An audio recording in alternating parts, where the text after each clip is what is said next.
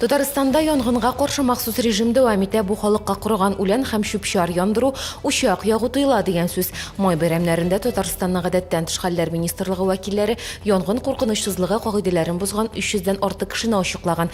Аларның барысы да административ җаваплылыкка тартылган. Шәхси затлар өчен штраф күләме 2-4 мең сум булса, рәсми затларга 15-30 мең сум түләргә туры киләчәк, ә юридик затларга 400-500 мең сум штраф салачаклар.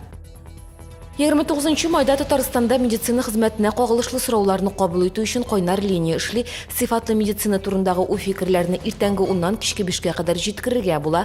Татарстанлыларның сорауларына республиканың кеше хукуклары буенча вәкиллек белгечләре, сәламәтлек саклау министрлыгы, мәҗбүри медицина иминиятләштерү фонды хезмәткәрләре җавап бирәчәк.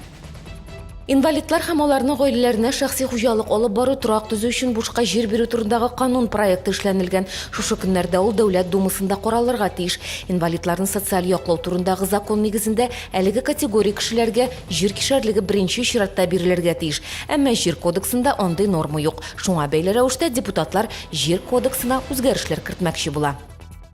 Парклар һәм скверлар елы кысаларында паркларны төзекләндерү өчен чаллыга Татарстан бюджетыннан 136 миллион сум акча бүленде. Ярбуй паркын төзекләндерү көтә, ләкин кайбер шәһәрдәшләр аны табигый музей итеп калдыру ягында. Алар үз проектларын тәкъдим итә. 30 елдан артык гомерен спортка, балалар тәрбияләүгә багышланган Любовь Григорович урманга асфальт юллар салу, кафе-рестораннар төзү кирәк түгел дип исәпли.